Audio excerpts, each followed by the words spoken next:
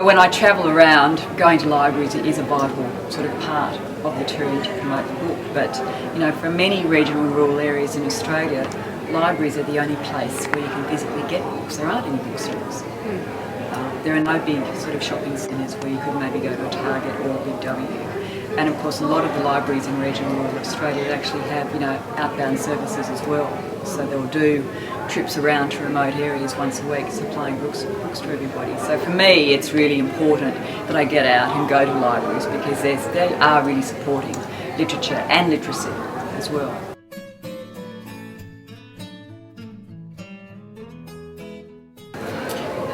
Well, I'm fairly sort of old school, so I will always love a physical book. There's something about opening up a book and, sort of reading and smelling the pages, etc.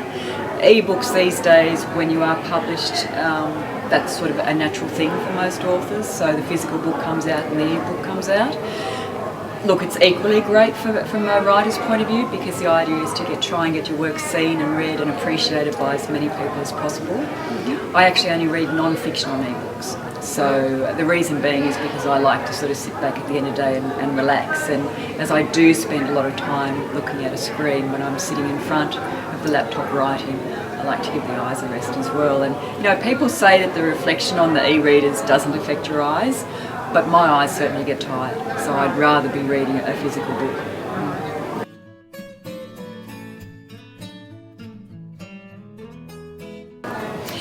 Yes, Ernest Hemingway. Yes. So he inspired me initially. I read The Old Man and the Sea when I was in my teenage years, and I just love the story and the craft and the idea of that man against nature, even though it was man against, sort of the sea per se. For me, I could relate that to what was happening on our family property with my father, sort of, against the elements and everybody who works in outback Australia. So it left a really great impression on me. Right.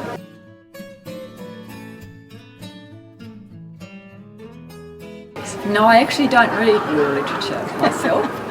The reason being is that I like to read very widely and I like to learn all the time. So I tend to read a mix of everything from thrillers to contemporary fiction through to historical. I've just finished reading Philippa Gregory, The Kingmaker's Daughter. That's set during the War of the Roses.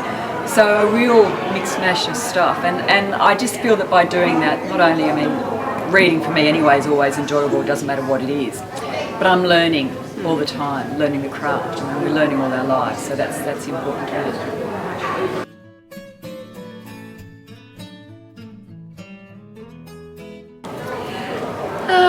I really liked Nancy Cato's All the Rivers Run. People have pointed out that it wasn't sort of truly reflective of the period, but I thought it was a fantastic story, and once again it had a strong rural narrative stream in it. So if I do read rural literature, I have a tendency to go back and revisit some of those older works, A Town Like Alice, etc. Right. Okay.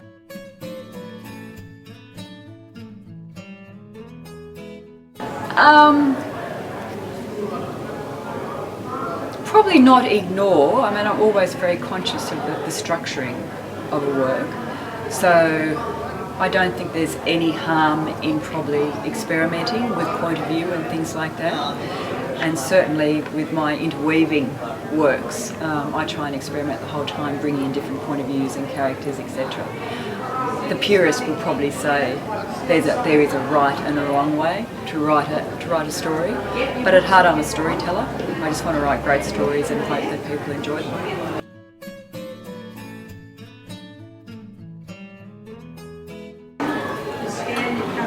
But I think happy endings are fine if they're not too mushy.